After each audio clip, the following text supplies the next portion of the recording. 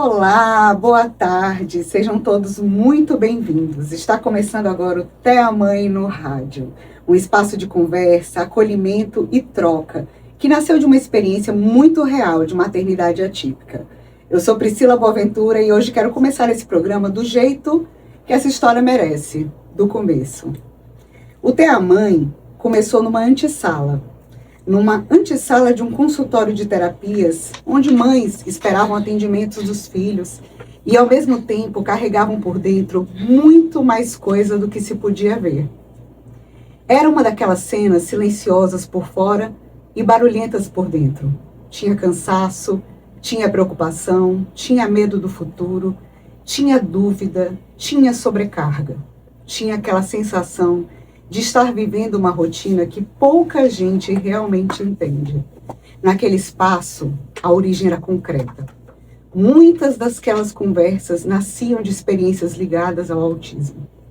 Mas o que começou a aparecer ali era algo maior. A necessidade de acolhimento entre mães que vivem uma maternidade diferente, uma maternidade atípica. E isso, tantas vezes, e que muitas vezes nós atravessamos tudo isso praticamente sozinhas. E no meio daquela espera, daquela sala, começaram conversas simples. Uma mãe comentava uma dificuldade, outra se reconhecia, outra completava, outra respirava aliviada por perceber que não era a única vivendo aquilo. Ninguém estava ali tentando criar um projeto. Ninguém estava ali pensando em nome, formato ou estrutura. O que existia era uma necessidade muito humana. Encontrar alguém que compreendesse a nossa caminhada. Naquele dia, nós ainda não sabíamos, mas uma conversa simples mudaria a vida de muitas mulheres. E para contar essa origem comigo, eu recebo agora a Leila, que esteve comigo no começo dessa história. Leila, seja muito bem-vinda. É um prazer imenso ter você aqui conosco hoje no nosso episódio 1 do Tea Mãe no Rádio. Oi, Priscila, eu que agradeço, né? Estou muito lisonjeada com isso, é muito especial começar voltando, né, a origem dessa nossa história, né, como tudo começou, e que foi tudo muito verdadeiro. Eu queria, Leila, que a gente focasse um pouco menos assim no que acontecia do lado de fora, né? E um pouco mais no que cada uma de nós carregava por dentro daquele momento, naquela sala de espera, né? Não do que a gente estava vivenciando ali do lado de fora, estávamos esperando os nossos filhos em terapia, em tratamento, mas assim, o que você carregava por dentro naquele momento? Assim, eu acabava abordando mães, né, querendo conversar com as outras mães, porque eu me sentia muito triste, muito angustiada, né? As outras pessoas, as outras mães, pessoas da minha família, que não tinham conhecimento nenhum sobre o TEA, não entendiam o que eu passava, né? Era muito tapinha nas costas, vai passar, isso mesmo, né? E não faziam a menor ideia do que se passava, né, dentro de mim, né? Quais eram os meus medos e as minhas angústias. Como é que você estava emocionalmente, assim, naquela época? Qual era o seu estado emocional? O meu estado emocional era de incompreensão, né? Era de falta, né, de acolhimento, de proteção, né, de ter entendimento, né, de que as pessoas me acolhessem. Era de desamparo, na verdade. E, assim, naquele momento da vida ali, daquela época, a gente está falando, gente, de quando os nossos filhos, a Leila é mãe do Caio, né, eu sou mãe do Joaquim. Nossos filhos naquela época tinham o quê? 3 anos, né? 3 anos. Mais ou menos. E era uma época, assim, de muita incerteza, a gente não sabia nada sobre autismo, né? E isso era o quê? Mais ou menos 2018, 2019? 2019. Né? Não, acho que era 2018 quando a gente se conheceu, né? Não é isso? E aí, assim, naquela época, o que mais te assustava, né? O que mais te assustava naquele momento? O que mais me assustava era a sobrecarga, que a sobrecarga começou, né? Veio com diagnóstico, né? Começou a aparecer sobrecarga, né? Já tinha uma sobrecarga de trabalho, e a sobrecarga de todas as terapias, de batalhas e lutas com a escola, com o plano de saúde, né? E a incerteza, a principal era a incerteza do futuro do meu filho. Eu não, exatamente por não ter conhecimento sobre o TEA, né, mais aprofundado do que eu tenho hoje, eu não vislumbrava um futuro para o meu filho, né? Era o que mais me angustiava. Sim, acho que todas nós, né? E lembrando, assim, do início, né? O que mais faltava, assim, que você olhava naquelas mães que estavam ali, né, naquele ambiente, aquele nosso ecossistema, né, de clínica, né, de tratamento, você percebia, assim, que outras mulheres também viviam essa realidade tão exigente e tão pouco compreendida? Você percebia, assim, no olhar das outras que você não estava sozinha? Sim, exatamente quando eu insisti em algumas conversas, né, e foi aí, assim, que o que eu via que faltava era a possibilidade da gente se escutar, de ter um espaço de conversa em algum momento, de troca de ideias, né? E de troca de ideia real, de experiência, para até ver um entendimento. Porque quando a gente vê que nós não estamos sozinhos vivendo aquilo, a gente se sente acolhido, a gente se sente pertencido. O outro, você vê que o outro entende você. Certo? Diferente de pessoas que não vivenciam aquilo, né? Que tentam, mas não conseguem. Então, na verdade, o que você sentia é que, tipo, tirando aquele espaço em que encontrávamos outras mulheres como a gente, né? Você se sentia incompreendida, seria Sim, isso? sim, me sentia incompreendida. E muitas delas também se sentiam incompreendidas. E às vezes, quando a gente olhava e começava a ver que uma passava por algo semelhante, né, porque nunca é igual, mas por algo semelhante, a gente ficava assim, era um alívio, por dizer, poxa, não sou eu sozinha que sinto isso, não sou eu sozinha que vivencio isso. Exatamente, porque parece que tem uma hora que o baque é tão grande, né, que a gente, meu Deus, será que eu não amo meu filho? Né? A gente até se questiona, será que alguém está achando que a gente não ama o nosso filho? Será que alguém acha que a gente está reclamando por causa deles? E não é isso, né? Eu acho que esse ponto é muito importante, porque o começo dessa história não foi só sobre uma condição, um diagnóstico ou uma rotina, foi também sobre mães tentando encontrar compreensão no meio de uma caminhada exigente demais. Em algum momento, aquela troca começou a mostrar uma coisa muito forte, que nós não éramos únicas, né? Isso que você acabou de falar, a gente conseguia ver uma nas outras e aí veio aquela coisa, né, da necessidade de criarmos um grupo. Mas ele não foi assim, automático. A gente, vamos criar um grupo hoje, né? Como é que conta para as pessoas? Eu sei como começou, mas conte aí como começou. Começou no meio da pandemia, no meio que estava todo mundo isolado, né? E com relatos de mães no Instagram, relatos muito difíceis de se ler, né? Altamente preocupantes.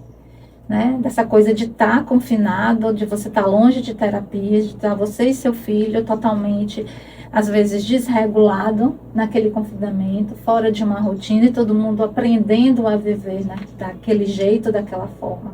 Né? E depois de algumas lives que nós fizemos juntamente com o pessoal do Autismo Sergipe, as meninas, nós vimos a necessidade de ter um espaço de troca, e elas nos ajudaram muito em relação a isso e nos ajudaram a criar, né, o grupo de WhatsApp, que começou com algumas, assim, umas 20 mães, né, a gente conseguia fazer uma reunião, um encontro, né, uma vez por semana, ou foi uma vez mais ou menos a 15 dias, que a gente fazia online, e aquilo dali era muito marcado, né? Porque era o espaço que tinha para desabafo e acolhimento do que estava vivendo ali naquele caos daquela pandemia. Não, foi muito bom você relembrar as meninas, né, do Autismo Sergipe, a Sávila, a Morgana, a Jussiara, a Joana, e que começaram um movimento lindo, né, eram jovens que elas ainda, a maioria acho que naquela época ainda eram estudantes, né, de psicologia, ou recém-formadas, né? E que tinha, assim, um nível de empatia muito grande com a gente, né, Leila? Tinha. E elas começaram a fazer lives para falar sobre a conscientização sobre o autismo. E aí convidaram a gente, né, a Leila, eu, e a partir dali, a gente, cada live daquela parece que aquecia mais o coração para dizer assim, não, vamos criar também o TEA Mãe, né? O grupo de acolhimento para mães, né? E foi assim, marcante. Eu tenho uma gratidão imensa por essas meninas, porque elas que deram realmente o start, né? Aquele pontapé que a gente precisava. E hoje estamos aqui, né, com mais de 700 mães, né, em grupos de WhatsApp. E eu queria que você relembrasse, assim, o que mais aparecia naquelas conversas lá iniciais, né, do grupo. Aí aparecia um pouco de tudo, né? Que existe assim no nosso universo, né? De comportamento de filho, de estar junto com a família, todo mundo confinado, em casa, né? Da sobrecarga, porque a sobrecarga não deixava de existir, porque, na verdade, você estava com os filhos ausentes de terapias, então você que era o terapeuta dentro de casa, a questão de iniciar todo aquele trabalho online, o trabalho doméstico também, né? As crianças se desregulando por conta, então existia muito essas questões, todas essas rotinas, e que estavam implicando na qualidade de vida dessas mães, né? Tanto na saúde mental quanto na qualidade de vida de todos nós. Então era tudo, era sobrecarga, era culpa, era medo, era falta de apoio, mesmo você tendo pessoas ao seu redor, né? Tudo ali emergia. Eu queria que a gente trouxesse alguns exemplos assim concretos, óbvio que sem falar, né, nomes nem nada disso, porque isso ajuda assim quem está ouvindo a gente, né, a sentir essa realidade, né? O que mais marcou você assim nessas primeiras trocas? Tipo, qual foi o primeiro impacto? Eu lembro bem de uma história de uma mãe que ela entrou no grupo, acho que na segunda reunião, ela entrou para participar, e aí ela relatou o quanto ela gastou de dinheiro e até teve a saúde do próprio filho comprometida na busca da venda que alguns profissionais fazem de cura, né? Que o autismo tem cura, né? Então, ela comentou que ela fez a questão de dieta, de tirar glúten, de tirar trocentas substâncias, e o menino ficou comprometido nutricionalmente, que ela investiu em câmera hiperbárica, que diziam que com a câmera hiperbárica o filho dela ia melhorar. Todos esses mitos que existem, e até hoje existem nas redes sociais, e que alguns profissionais vendem, né? E o quanto é abusado, né? Essa crença, essa esperança de muitas mães, né? Que é vendida por alguns profissionais, né? Nossa, muito importante você tocar nisso, porque eu falo por relato próprio, né? Eu quase caí nessa. Se não fosse meu marido segurando a minha mãe, falando, me chamando a consciência, né? De voltar, Priscila, peraí, isso aqui não... Porque em 2017, 2018, quando o Joaquim teve o diagnóstico, se falava muito em sair do espectro. Né? Se falava muito em sair do espectro, que seria essa suposta cura, e em procedimentos milagrosos, né? Em que a gente percebe não, hoje é comprovado que são coisas que adoecem pessoas, que não existe comprovação, que o autismo ele não tem cura, ele tem tratamento com evidência científica, mas cura não tem, né? Uma vez autista, sempre autista, e isso é muito importante. Essa aceitação inicial é importantíssima, né, amiga? Com certeza, até para as pessoas não abusarem, né, e a informação é tudo. E a gente trocava ali muita informação, né. Teve uma segunda história, que essa eu vou ser muito breve, né, e aí a gente tem que ter cuidado muito com o caráter, né, das pessoas e principalmente dos profissionais, né, que foi de duas mães que acabou por relatos parecidos, vendo que uma profissional estava querendo cobrar por terapia, em plena pandemia, sem fazer nada. Sim, ainda teve isso, né? Teve, né? De mandar pessoas da clínica na casa dos pais, né? Para assinar guias de plano de saúde, né? E aí a gente vê que, às vezes, o quanto é importante a troca para você até não se sujeitar a determinadas situações. Exatamente, né? Saber mais quais são os nossos direitos, né? Quais são os limites da atuação de cada um, é verdade. Mas era coisa, né? Eu me lembro também, como bastava, assim, também uma mãe dizer, eu vivo isso para outra, eu também, né? Isso aconteceu, como você falou agora, né? De duas mães que o relato coincidiu em relação àquela mesma profissional, né? Então, embora a nossa origem estivesse muito ligada à experiência do autismo, o que a gente percebeu logo foi que a dor do isolamento, da sobrecarga e da falta de compreensão atravessa maternidades atípicas, porque isso perpassa o autismo. O autismo, ele é uma comorbidade de muitos outros transtornos, né, doenças raras. Então a gente percebeu que o nosso universo também não era só o autismo, né? E aí a gente começou a conhecer mães, né, filhos com outros transtornos, né, em que o autismo chegava como uma comorbidade. E é muito interessante falar sobre essa questão da aceitação também, porque o peso ele não desaparece, né, por milagre. Ele deixa de ser carregado completamente sozinho quando a gente encontra apoio no outro, né? Sim. Quando a gente está na dúvida e pergunta, eu acho tão maravilhoso no grupo, né, de mães, quando alguém acabou de entrar e fala assim, gente, cadê aquele mapa de serviços, né? Que bota lá onde tira a carteira de identidade, onde compra tal coisa, né? Onde tem um passe livre. Aquilo é maravilhoso, porque com quem que a gente, né? Eu fico pensando assim naquelas mães que nos antecederam, né? A quem eu agradeço e reverencio todos os dias. Que lutaram numa época em que não tinha rede social, em que não tinha curso no YouTube. Porque, assim, o que salvou a gente na pandemia foram lives, né? Grupos de WhatsApp, principalmente o acesso a conteúdos, né? Por exemplo, a gente ficou... Eu não sou, né, terapeuta, você também não. E a gente aprendia muita coisa, né, vendo aquilo no YouTube, na internet, enfim. E eu fico pensando assim, meu Deus, e aquelas mães que não tinham com quem conversar, né? Que a deficiência era tratada como algo invisível, né? Uhum. Era uma condição que você isolava a pessoa do convívio social, né? E ela também se isolava junto. Quantos casos a gente já não ouviu, né, amiga, de mães mais velhas que se isolaram completamente, assim, da convivência social e como esses grupos, como Té a Mãe, né, trouxeram um farol, né? Um farol pra gente, uma família paralela, né? Uma coisa diferente. E talvez a parte mais bonita dessa história seja o que foi ensinado para nós, né, ao longo dessa caminhada dos grupos. E se você tivesse que nomear, assim, um primeiro grande aprendizado que o Té a Mãe trouxe, qual seria? O primeiro grande aprendizado para mim foi que só uma mãe de uma pessoa com TEA, né, ou uma mãe atípica, é capaz de compreender outra.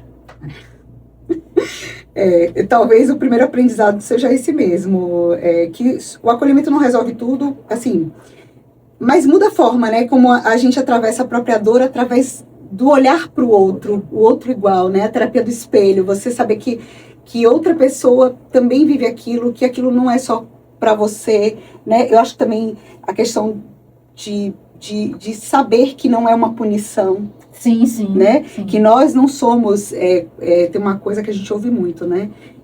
Deus só dá uma cruz que a pessoa consegue carregar. Os nossos filhos, eles não são cruzes. Né? Eles não são. E Deus é amor, né? Deus não é punição. Deus é amor, Deus é um pai bom e justo. Exatamente. Né? Então, ele não quer punir. Ele não quer punir nenhum filho dele. Exatamente. Porque todos nós somos filhos, né? Então, e o segundo aprendizado? O que tantas mulheres ensinaram para a Leila? Bom, para mim ensinou que precisamos de escuta ativa mesmo, saber escutar, né, o outro, e a empatia. E sem julgar. Sim, verdade. Sem julgamento, porque às vezes a gente faz de um jeito melhor, o outro faz do jeito que ele sabe, que ele conhece. Nenhuma forma é perfeita, mas estarmos sempre abertos a aprender. Com certeza. Isso é muito forte, porque muitas vezes o que uma mãe mais precisa não é de opinião, né? É de uma escuta sem julgamento, como você acabou de falar. E vamos lá, e o terceiro aprendizado, dona Leila? O terceiro aprendizado é a questão do pertencimento, né? E o vínculo, né? O pertencimento e o vínculo, eles diminuem muito a solidão. Porque no momento que você não tem isso, principalmente dentro, às vezes até da sua própria família, do ambiente de trabalho, né? Você não tem isso, você tem as pessoas lhe dizendo muitas vezes palavras muito bonitas, mas que não é a mesma coisa de você pertencer e de você estreitar realmente laços e ter vínculo ali. Com certeza. Eu resumiria assim, né? Nem sempre conseguimos resolver o problema de alguém, mas sempre podemos diminuir a sensação de solidão, né? Sim. O vínculo elimina, né, esse sentimento de solidão. E talvez seja isso que o Ter a Mãe tenha revelado desde o começo, né? Que cada maternidade atípica tem sua realidade, seus desafios e suas camadas, mas a necessidade de escuta, de vínculo e compreensão aproxima muitas mulheres, né? Muitas mulheres. E é justamente por isso que esse programa começa hoje, porque o que nasceu numa antessala pode continuar alcançando outras mães, e outras casas, e outras histórias. Ao longo dos próximos programas, a gente vai conversar sobre diferentes experiências de maternidade atípica, de sobrecarga, de rede de apoio, diagnóstico, cuidado com a mãe e tantos outros temas que atravessam a vida real de muitas mulheres. E essa conversa aqui, meu povo, não termina aqui não. A gente continua no Instagram, no @TeaMãeSergipe, né? Você vai lá e conta pra gente em que momento você percebeu que precisava de uma rede de apoio. Nós estamos lá, né, Leila, para ouvir, para debater e continuamos aceitando sugestão, né, de pauta, de debate, porque esse tema, ele é muito importante. Inclusive, eu não posso deixar de agradecer ao pastor Carlos Alberto por esse espaço tão generoso, né, na programação do Domingão com Cristo, abrir esse espaço para famílias tão invisibilizadas, né, não só pelo poder público, mas pela sociedade em geral. A gente sabe muito pouco como acolher. Exato. Né? Eu hoje sei alguma coisa porque eu vivo isso, e talvez não seja preciso que a gente viva isso para começar a acolher, né? Exato. Então, informação é poder, e esse espaço de informação, ele é incrível, ele é importantíssimo, né? E eu agradeço muito mesmo, viu, pastor Carlos Alberto, que hoje não está aqui, deve estar lá em Ribeirópolis. Um abraço e, mais uma vez, muito obrigada. Leila, eu não tenho palavras, né, para agradecer a parceria de sempre, né, de estarmos juntas. Vira e mexe, a Leila vai estar aqui com a gente, né? No dia que eu não puder vir, a Leila assume, viu, gente? Ela assume aqui o riscado, porque quem entende é ela, né? É muito interessante, porque a gente tem coisas parecidas, mas somos tão diferentes, né? A Leila é o meu complemento, assim, eu acredito, porque eu sou super bagunceira, ela é super organizada, ela é farol para mim aqui, gente. E gratidão também imensa. E eu queria que você deixasse sua mensagem, né, para quem parou aqui para nos ouvir nesse domingo, né? O que você quer falar antes da gente encerrar o programa? Eu acho que, primeiro, agradecer a vocês, dizer que a parceria da gente é uma parceria que vem de anos, e uma parceria, assim, maravilhosa, que se transformou não ser parceria, mas em amizade, né, e uma grande amizade que eu prezo muito. E para as mães, para quem está nos ouvindo, né, que dê importância a esse espaço, né, que venha, que nos ouça, porque se você não é uma mãe de uma pessoa com TEA, ou uma mãe de uma pessoa com alguma neurodiversidade, você pode estar fazendo muita diferença na vida dessa pessoa. Uma palavra, um toque, só um momento de escutar e dar atenção, um momento seu, só de ouvir, sem julgamento, você não sabe o quanto você pode estar fazendo a diferença na vida dessa pessoa. Presta atenção se você tem alguma mãe nessa situação à sua volta. Ela está precisando muitas vezes do mínimo, só de atenção, só de um apoio. E isso faz muita diferença na vida delas. Nossa, faz mesmo. Obrigada a você, ouvinte, que esteve aqui conosco nesse primeiro encontro. Esse foi o Ter a Mãe no Rádio. E eu quero encerrar aqui com uma frase que resume muito do que nos trouxe até aqui, né? Que é: nenhuma mãe deveria atravessar tudo isso sozinha. No próximo domingo, às 13 horas, a nossa conversa vai para um momento que muda o ritmo, o olhar e o chão de muitas mulheres. O impacto de um diagnóstico na mãe. Porque se hoje a gente falou sobre o encontro que dá origem a uma rede de apoio, no próximo programa a gente vai falar sobre o momento em que a vida começa a mudar por dentro. Até lá, gente. Cuide de você com muito carinho, cuide dos seus e tenha uma semana de muita paz. Até domingo. Até domingo.